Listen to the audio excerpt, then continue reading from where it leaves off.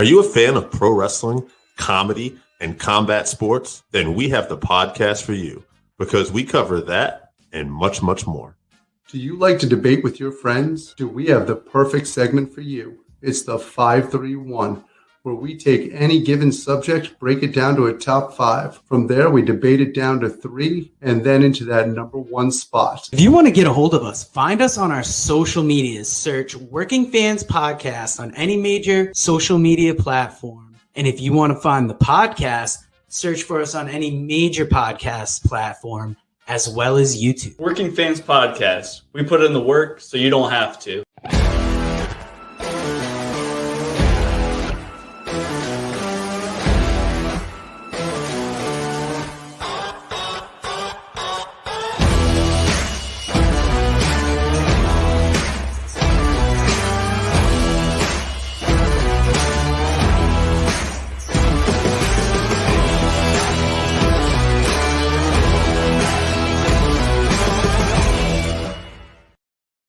Welcome back for Working Fans Presents Horror Business, episode 32, where today we are going to talk the classic horror movie, The Wolfman. Now, if you like what we've been doing, please like, rate, review, subscribe wherever you can find us.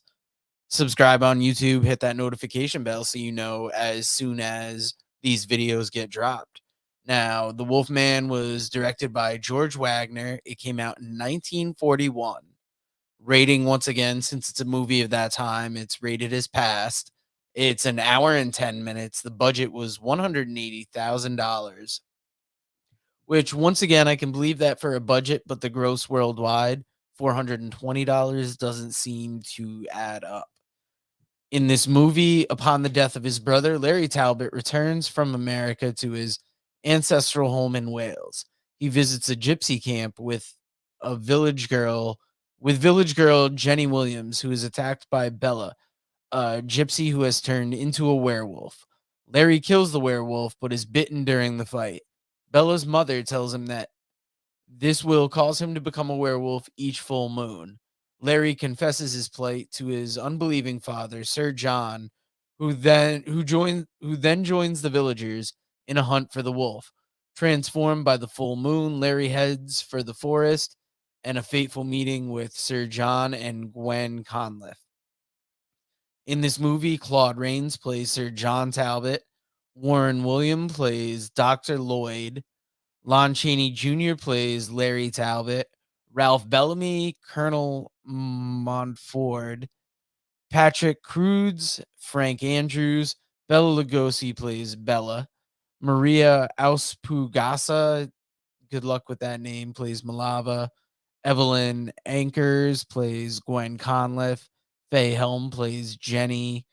Now, visually, this was slicker than both Dracula and Frankenstein, like, as far as how it looks.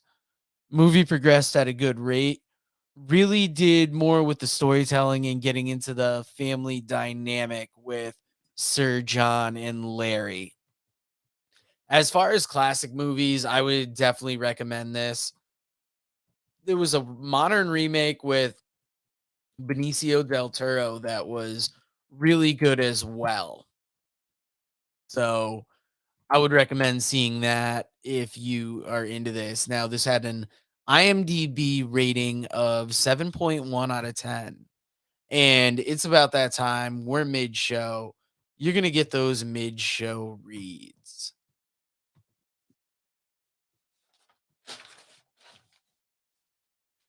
We are brought to you by the Pro Wrestling Vault Volume 1 and Lance by Chance, written by Vinnie Berry, available at WrestleVille.com. The following books you can get on Amazon, including Super Vows and Pas de Deux, written by friend of the show, Kevin Kelton. I'll Be Here All Week and All That's Left, written by Ward Anderson, as well as his stand-up special, Blood and Fire, the unbelievable real-life story of wrestling's original Sheik, written by Brian R. Solomon. How Not to Suck It Comedy, written by Pat Oates. Matt Memories, written by John Arezzi and Greg Oliver. If you're an artist in Connecticut or the surrounding states looking for studio time, check out the great people at Connecticut People Records. And if you're looking for YouTube entertainment, other than the Working Fans Podcast YouTube channel, check out New Heights Wrestling. That's Dave and my wrestling commentary home. Now, the wolf that Larry Talbot fights was Lon Chaney's own German Shepherd. Bela Lugosi actively campaigned for the lead role and ended up playing a minor supporting role. Universal originally planned the project for its horror superstar Boris Karloff. The film marks the first of 5 appearances by Lon Chaney Jr. as the Wolfman for Universal Studios. Out of Universal's classic Canada Monsters, Chaney was the only actor to portray the same character in each of the studio classic films and sequels. Evelyn Ankers had difficulty working with Lon Chaney Jr., already angry with Ankers because she was given his dressing room. The studio was punishing him for vandalizing studio property while drunk. The actor would constantly irritate her, nicknaming her Shankers while playing juvenile practical jokes. He liked to sneak up on her in full makeup and scare her. Lon Chaney Jr.'s character is never once referred to as the Wolfman.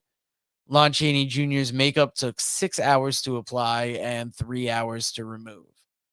In this movie, we're told a werewolf is a human being who becomes a wolf at certain times of the year, when the wolfbane blooms and the autumn moon is bright. And the moon is never depicted in the film. This is the only one of the Universal series of Wolfman films in which the full moon is never shown. In the sequel, the folklore is changed to when the moon is full and bright.